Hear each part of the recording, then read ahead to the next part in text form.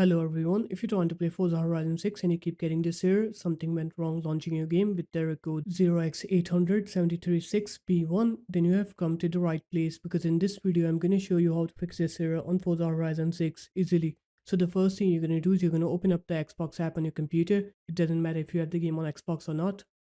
And then you're going to click onto your username, click onto support, click onto Gaming Services Repair Tool, and then click Start Repairing. And now it will start diagnosing the issue, and once it's done diagnosing the issue, it will start fixing it. After it's done, click close on here, sign out from the Xbox app, and then close the Xbox app. And now you're going to open up your game's platform, which is Steam for me. Right click on Forza Horizon 6, click properties, install files, and then click verify integrity of game files here.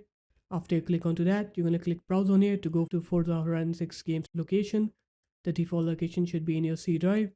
From file is 6, Steam, Steam Apps, Common, and then Forza Horizon 6. Right click on the Forza Horizon 6 exe, click properties, click compatibility, click disable full screen optimizations, and click run this program as an administrator. After that, click apply, okay, and then close this up. Now you're going to go ahead and restart your computer.